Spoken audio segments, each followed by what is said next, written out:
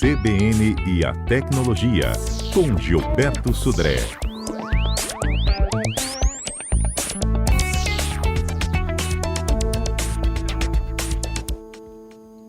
Bom dia, Gilberto. Gilberto, Ok. hoje, ele fala sobre a lei que aumentou as punições para fraudes e golpes digitais.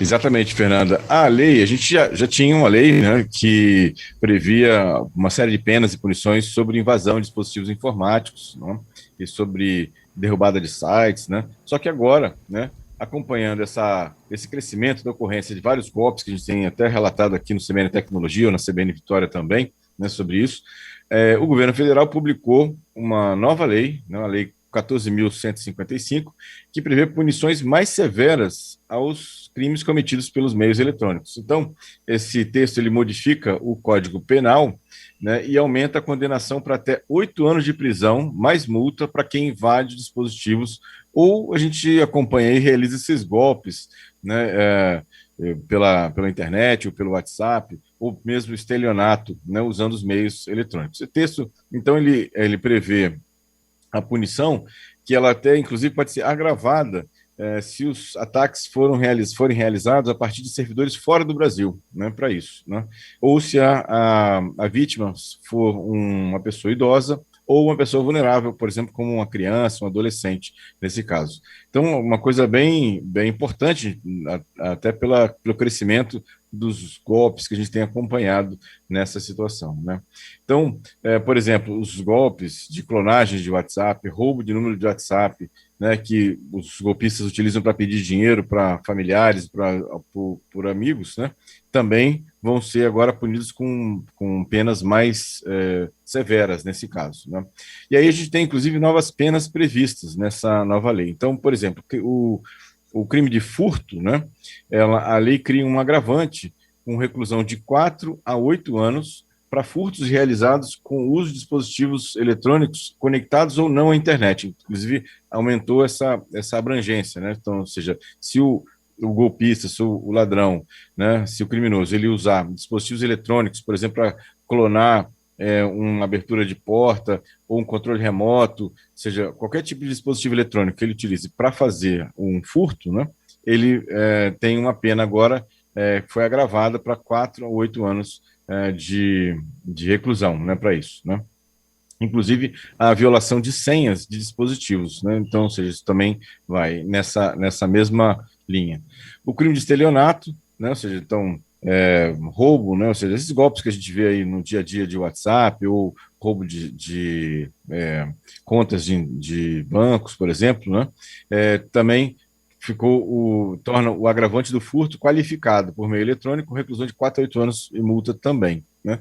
E o crime de invasão de dispositivos, que a pena atual era de 3 meses até 1 ano, ela aumenta para 1 a 4 anos. Então, ou seja, invasão de dispositivos informáticos, que era uma pena relativamente branda, né, na lei anterior, agora ela aumenta para 1 a 4 anos. Caso a invasão, né, ela resulte em roubo de informações privadas ou segredos comerciais ou industriais, essa pena aumenta ainda mais, para de 2 a 5 anos de reclusão, né? Então, ou seja, acho que uma adequação pertinente da lei que a gente já tinha para esses novos golpes, essa frequência maior de golpes em relação a essa questão. O interessante é que essa lei acaba reforçando, né, os esforços que o Brasil tem em aderir a que a gente chama de Convenção de Budapeste, que é um tratado mundial de combate aos crimes praticados na internet, que o Brasil ainda não é signatário, mas que com essa mudança dessa lei, talvez isso ajude, inclusive, o Brasil a fazer parte ou ser signatário dessa situação. Ser signatário da Convenção de Budapeste ajuda, inclusive, a aumentar a agilidade na investigação de crimes, inclusive transnacionais, crimes que acontecem fora do país, ou, na verdade, que vêm de origem de fora do país e as vítimas acontecem aqui no país. Pois é, agora com penas de até 5 anos, resta saber se essa pessoa vai ficar presa, né?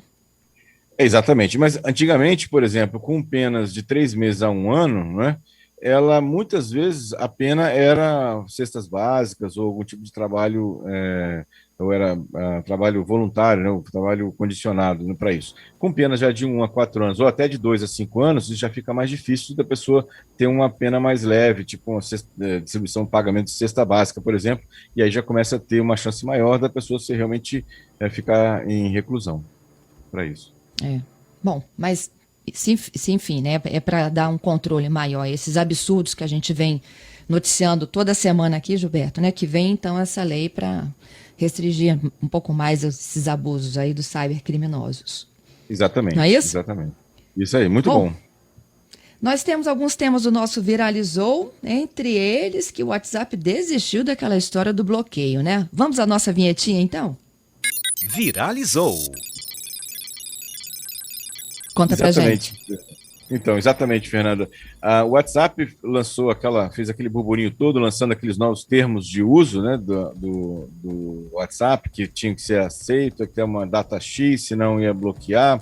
Depois adiou a data para o limite para 15 de maio. Depois, agora, o WhatsApp veio e literalmente abriu mão de restringir o uso do aplicativo para os usuários que não aceitarem a nova política de privacidade, né? Então, ou seja, agora ela realmente viu que foi um erro, né, pelo menos da forma que ela fez. Ela poderia ter feito de uma forma similar, mas não da forma com que ela fez, e houve protestos de vários países, inclusive da Alemanha. Ela proibiu, né, a Alemanha teve uma sanção presidencial proibindo, né, que o WhatsApp compartilhasse seus dados com o Facebook. E aí, com uma grita geral pelo mundo todo, o WhatsApp realmente decidiu agora que não vai mais bloquear o acesso de usuários que não aceitem os seus novos termos de uso em relação a isso.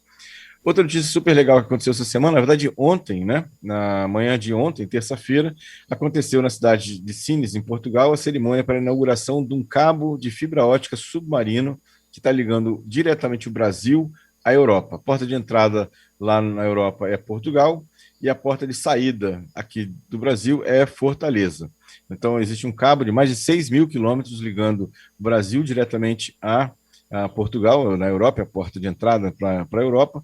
E aí, mas o cabo não fica só entre esses dois lugares. Na verdade, o cabo ele interliga aqui no caminho, né? A Guiana Francesa, Ilha da Madeira, Ilhas Canárias, Cabo Verde, e por terra ele está interligando também várias cidades da Europa e São Paulo, Rio de Janeiro aqui. A vantagem desse cabo, né, é que a gente sai daquela rota tradicional. Para quem vai para a Europa, hoje via internet, tinha obrigatoriamente que passar pelos Estados Unidos. A gente tinha fibras que ligavam os Estados Unidos ao Brasil. Então, quem ia para a Europa tinha que passar dentro de redes dos Estados Unidos para chegar na Europa.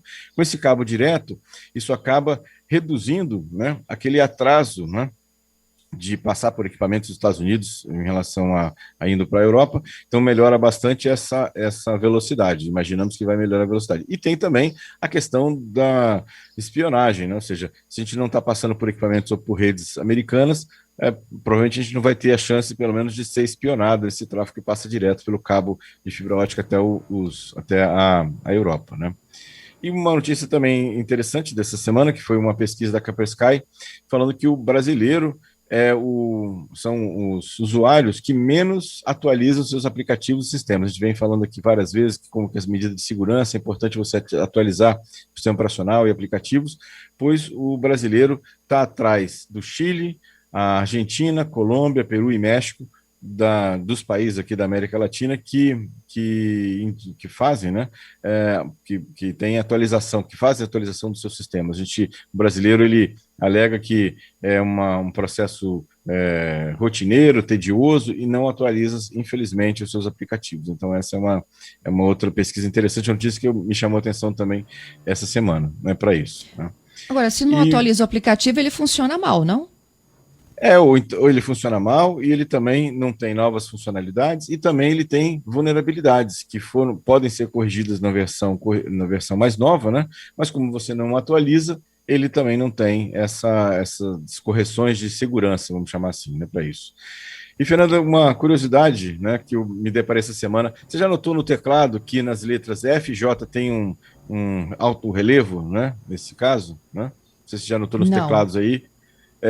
Aí a pergunta, eu fui pesquisar para saber por que tinha esse alto-relevo. Na verdade, isso vem da época de datilografia.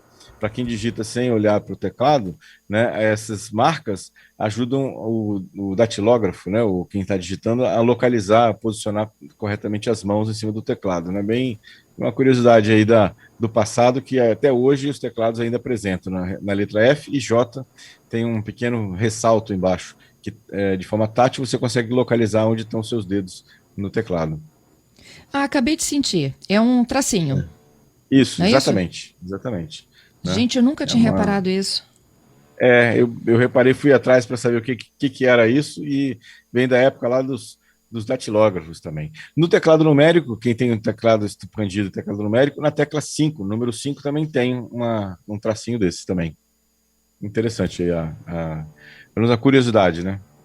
Curiosidade. Olha, tem um ouvinte nosso pedindo ajuda aqui, é o Giovanni. Ele diz que não para de receber torpedos tentando lhe aplicar golpes. E olha, eles vêm em sequência, tá? Ele fez um print aqui e eles vêm em sequência de 1, 2, 3 minutos. Então, Giovanni, Todos os dias.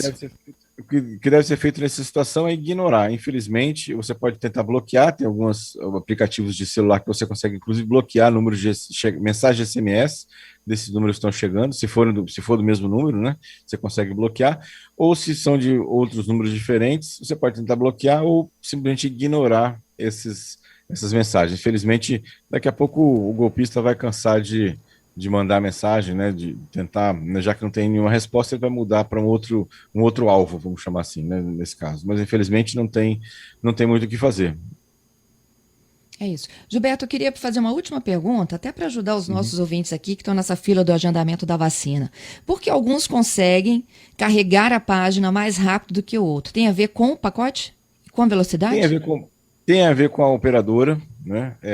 Sua operadora de celular, tem a ver com o local que você está, porque a velocidade, né, de acesso de celular depende da operadora, mas depende também da célula, ou seja, do local onde você está conectando. Tem células muito carregadas que apresentam uma velocidade baixa, e locais que tem uma célula mais tranquila, que não tem muitos usuários compartilhando aquele mesmo acesso, tem uma velocidade maior nesse caso. E depende também do celular, né? O celular também, se tem muitos processos funcionando ao mesmo tempo no celular, acaba tornando o acesso um pouco mais lento também. Entendido. Não, te agradeço pelas dicas e participações. Até sexta, hein? Obrigado, Fernando. Obrigado aos ouvintes pelas muitas participações. Aí estamos sexta-feira de volta com mais tecnologia. É isso aí. Esperamos por você.